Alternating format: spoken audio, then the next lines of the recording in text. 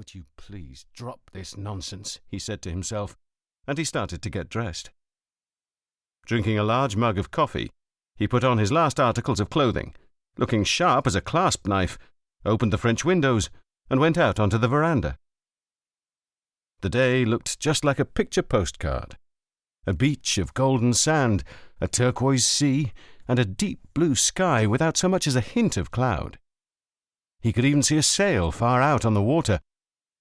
Taking a deep breath, Montalbano filled his lungs with the briny air and felt reborn. To his right, at the water's edge, he noticed two men standing and quarrelling. Although he was too far away to hear what they were saying, he could tell from the agitated way they moved their hands and arms that they were having a heated argument. Then, all at once, one of them made a move that Montalbano didn't get a good glimpse of at first. He seemed to bring his right hand suddenly forward, causing it to flash in the sun. It was clearly a clasp knife in the man's hand, but the other blocked it with both arms crossed, and in the same motion kneed his adversary in the balls. The two men then grabbed each other bodily, lost their balance, and fell, all the while struggling fiercely and rolling around in the sand in each other's clutches. Without thinking twice, the inspector hopped down from the veranda and started running towards them. As he drew near, he began to hear their voices.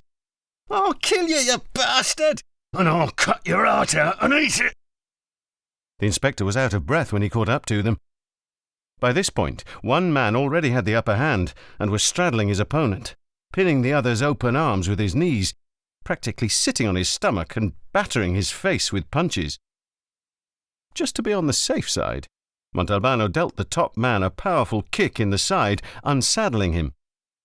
Caught by surprise, the man fell onto the sand, yelling, "Look out, he's got a clasp knife!" The inspector turned around quickly. The man who'd been on the ground was now getting to his feet, and indeed, he had a clasp knife in his right hand. Montalbano had made a big mistake. The more dangerous of the two men was the one who'd been on the ground.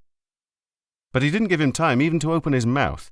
With a kick to the face, he sent him down to the ground again on his back, in the same position as before, as the clasp knife flew a good distance away. The other man, who had stood up again in the meantime, immediately took advantage of the situation to jump on top of his opponent and resume punching him. Everything was back to square one. So, Montalbano bent down, seized the puncher by the shoulders, and tried to pull him off the other. But, since the man put up no resistance, the inspector himself lost his balance and fell back, belly up, as the puncher crashed down on top of him. Then, fast as lightning, the man with the clasp knife jumped on both of them at once.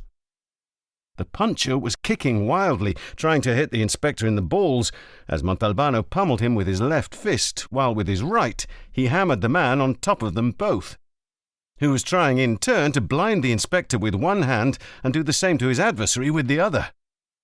They looked, in short, like a giant ball with 6 arms and 6 legs flying out as it rolled along the sand, a ball yelling curses, smacking punches, shouting threats, and dealing kicks, until a voice, very close and imperious, commanded, "Stop, or I'll shoot!" The 3 men froze and looked. The person who'd shouted was a lance corporal of the Carabinieri, pointing a submachine gun at them.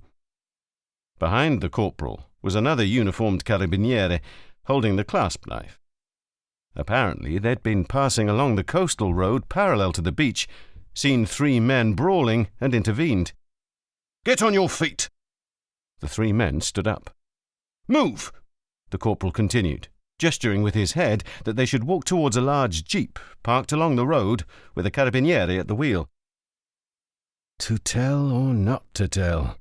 Montalbano asked himself hamletically as he walked along towards the van, wondering whether he should reveal the fact that he was a police inspector. He came to the conclusion that it was best to tell the truth and clear up the mistake at once. "Just a minute. I am," he said, coming to a stop. The whole group also halted and looked at him.